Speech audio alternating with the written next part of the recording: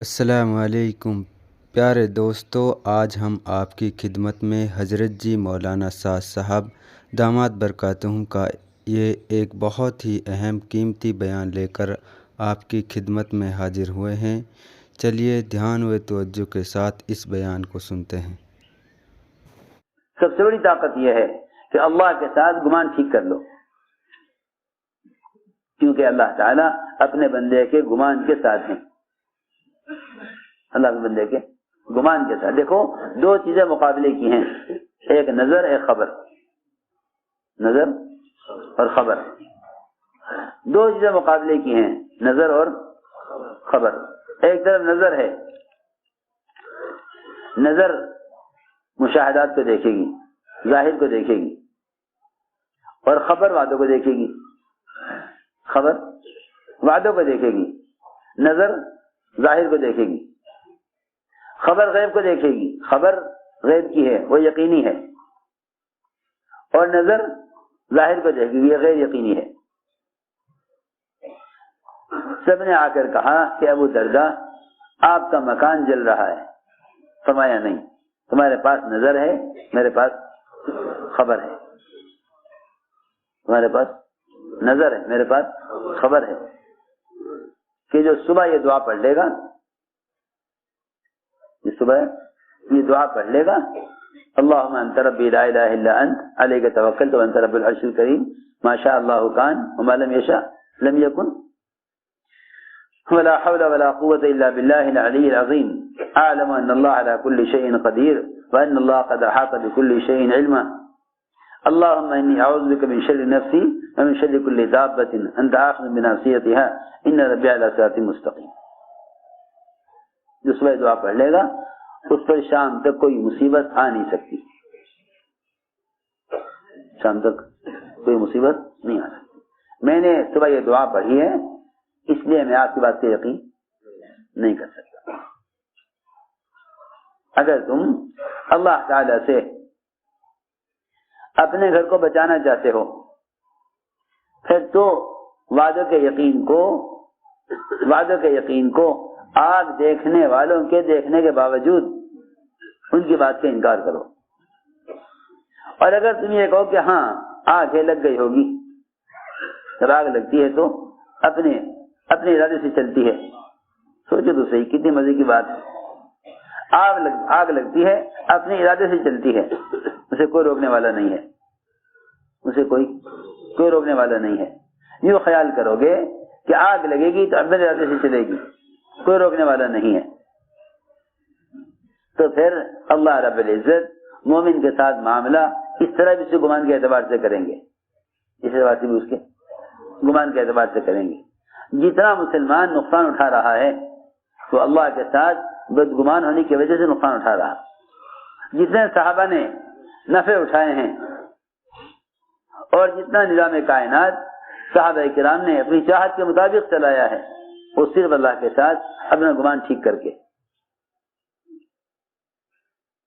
ہم سوچیں گے آگ اپنے حساب سے چلے گی، نہیں، آگ اور دریا اللہ کے امر سے چلتے ہیں، مومن کی چاہت کے مطابق۔ سارے آگ اور دریا اللہ کے امر سے چلتے ہیں، مومن کی، دیکھو تو صحیح، کسی عجیب بات ہے، اللہ کے امر سے چلتے ہیں مومن کی چاہت کے مطابق، اپنی چاہت سے نہیں چلتے۔ جب تم کہو گے اپنی چاہت سے چلتے ہیں تو تمہارے خلاف چلیں گے، اور جب تم کہو اللہ کی چاہت سے چلتے ہیں تو تمہارے موافق چلیں گے۔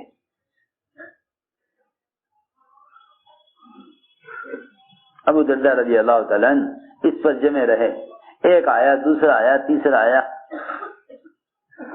کہ آپ کا مکان جل رہا۔ فرمایا نہیں، میرا مکان نہیں جلے گا۔ آگ مکان پر آ کر بجھ گئی، آگ مکان پر آ کر رک گئی کہ نہیں، جب میرے بندے کا گمان میرے ساتھ یہ ہے تو میں وعدہ خلاف نہیں، میں اس کا مکان کیوں جلا دوں۔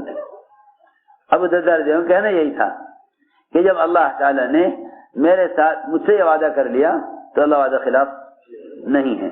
میں یہ عرض کرنا چاہتا ہوں کہ جو نظام کائنات کو کائنات سے جوڑتے ہیں وہ قدرت سے فائدہ نہیں اٹھا سکتے، ورنہ عمر رضی اللہ تعالی عنہ جب سنا کہ مدینے میں آگ پھیل گئی، حضرت عمر رضی اللہ تعالی عنہ سیدھے مسجد میں آئے، سیدھے مسجد میں آئے، حضرت عمر رضی اللہ عنہ سیدھے مسجد میں آئے اور مسجد میں آ کر فرمایا تمیم یہ آگ نکلی ہے، جاؤ اسے پہاڑ میں داخل کر کے آؤ، یہ آگ نکلی ہے پہاڑ سے، اس کو پہاڑ میں داخل کرو۔ صحابہ کرام کرامتوں سے بچتے تھے، صحابہ کرامتوں سے بچتے تھے، جی ہاں یہ ان کی اخلاص کی بات تھی، کرامتوں سے بچتے تھے، کرامتوں سے بچتے تھے۔ کہا کہ یہ تو ایک چنگاری ہے، اسے پہاڑ میں داخل کرنا کیا مشکل ہے، لیکن کسی اور سے کرا لیجئے۔ میں کہ نہیں تمیم تمہیں یہ کام کرنا ہے۔ یہ بھی وجہ ہے کہ تمیم داری رضی اللہ تعالیٰ عنہ پہلے وہ آدمی ہیں جنہوں نے مسجد نبوی میں چراغ جلایا، اس سے پہلے مسجد نبوی میں چراغ نہیں تھا۔ مسجد میں وہ اعمال تھے جن اعمال کی وجہ سے پیروں کے انگوٹھوں سے اور ہاتھ کی چھڑی سے روشنی نکلتی تھی۔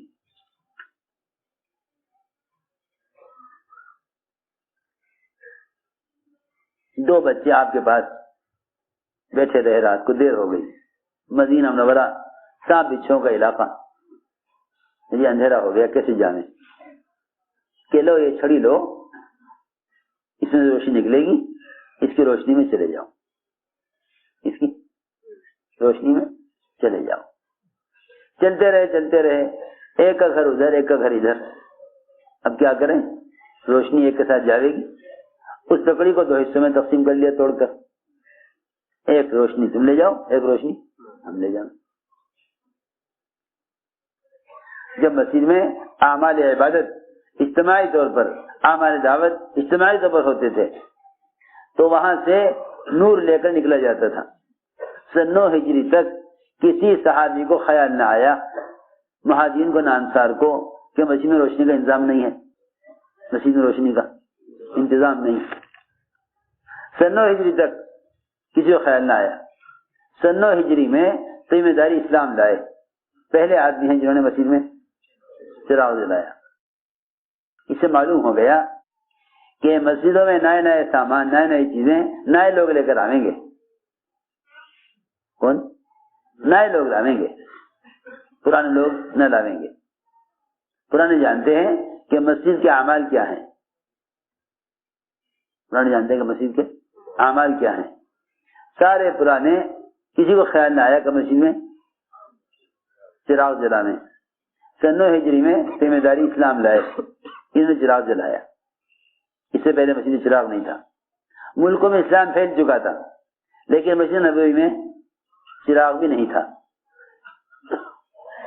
میں تو عرض کر رہا تھا کہ تمیم داری رضی اللہ تعالیٰ عنہ حضرت عمر کے کہنے پر اس آگ کو ایسا سمیٹ کر لے گئے،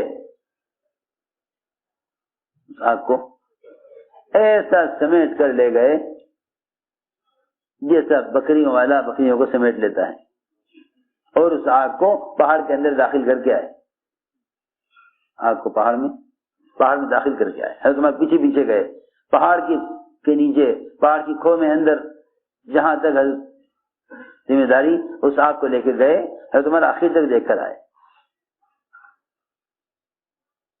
میں اسی کو عرض کر رہا تھا کہ حضرت فرماتے تھے تم دعوت عبادت کو جمع کرو، اس لیے کہ یہ تسخیر عالم کا نسخہ ہے، یہ تسخیر عالم کا نسخہ ہے۔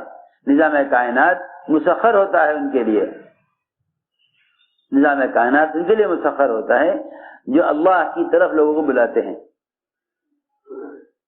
یوشع بن نون دشمن کے مقابلے پر، اس لیے کہ باطل کا مقابلہ عبادت سے نہیں ہے،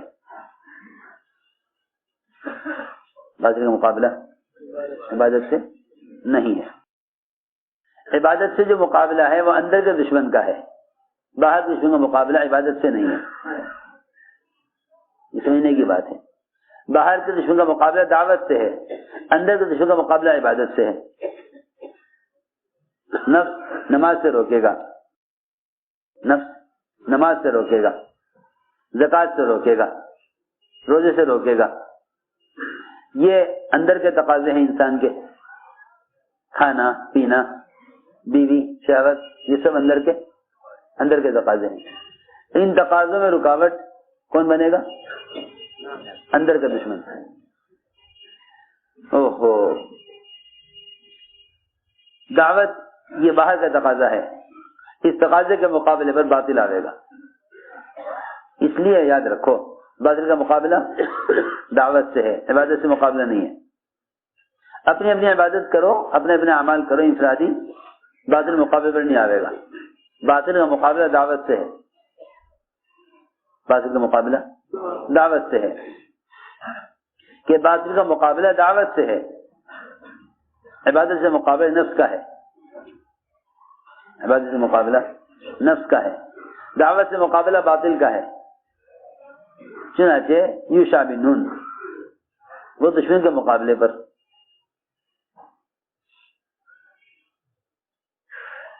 ادھر عصر کی نماز، ادھر عصر کی نماز، یوں نہیں کہ تم دعوت کے تقاضوں میں لگے ہوئے ہو، نماز چھوڑ دو، ہائے اللہ نہ کرے۔